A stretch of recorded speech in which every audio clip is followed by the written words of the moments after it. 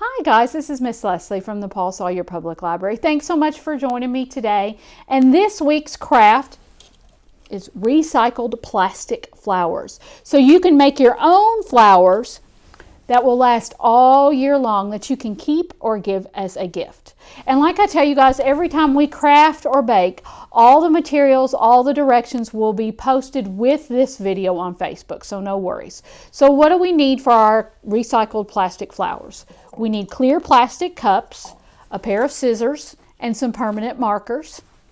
I use Sharpie, but any permanent markers will do. I just had Sharpies on hand and they seem to work best. And you will also need a baking sheet lined with parchment paper or Reynolds wrap because we are going to use the oven today. And like I've told you before, whether we're crafting or baking or doing anything like that, anytime we use like scissors or oven or things like that, always make sure an adult is present. And this craft is no different. Make sure your adult is present, especially because we are using the oven. So let's get started. So you know me, I always do a little prep work ahead of time. So what you're going to do is you're going to take your clear plastic cups and you are going to color them with your marker, whatever permanent markers you have, whatever colors you have. You're going to color the bottom and you're going to color the sides. And you want to make sure you color as much of the area as possible because that's going to give your flowers their color and their shape. Now, once you go ahead and get those completely colored, if I can say that, you are going to cut slits in your cup. And you're going to cut all the way down to the bottom. Not cut through the bottom, but cut all the way down to the bottom. Now, this is definitely something you might want to have an adult do if you don't feel comfortable doing it. And sometimes the plastic will fly, and that is okay. So if you would rather an adult do it, definitely have an adult do it. And you're just going to go along and you're going to make little slits. And I'll show you what the finished product looks like. And these are actually going to be the petals of your flower. And I'll show you what I mean by that in just a minute. So I'm going to go along and I'm going to cut my slits all the way around. And the more slits you make, the better it will fold when it's in the oven. Because that's right, these are going in the oven. All right, so once I get all my slits cut in there, you will see that, excuse me, your flower will look something like this, or your cup will look something like this.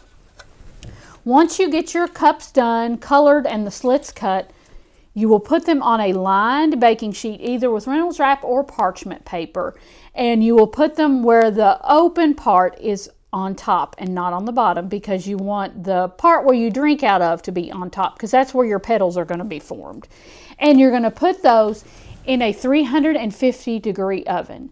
Now, when you put these in here, it'll take a second for them to get going on the melting process, but it goes pretty quick, anywhere from 2 to 5 minutes. You do not want to walk away from it. You want to make sure you watch it because it can go really quick. You don't want it to burn, and you want to be sure that it's all spaced out on your cookie sheet or on your baking sheet. So make sure that you're standing there watching because once it gets going, it'll go pretty quick. And melting plastic sometimes has a little bit of an odor to it. Mine did not, but sometimes it does. So make sure it's being done in a well-ventilated area. And once you start to see it melt, all these little slits will open up and start to melt down like the petals of a flower. And when they are finished, they will look like this. And I'll take those off the cookie sheet. These were some I did earlier. So they will open up and they will be your flowers.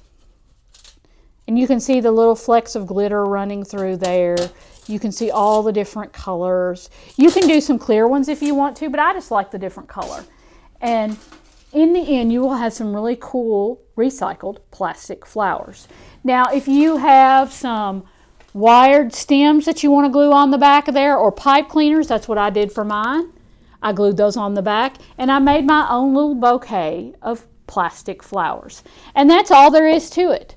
All you need are some clear plastic cups, some markers, an oven, and a pair of scissors, and you can make your own flowers that will last all year long. So that is how you make recycled plastic flowers, and that is our craft for this week. I hope you guys enjoyed it.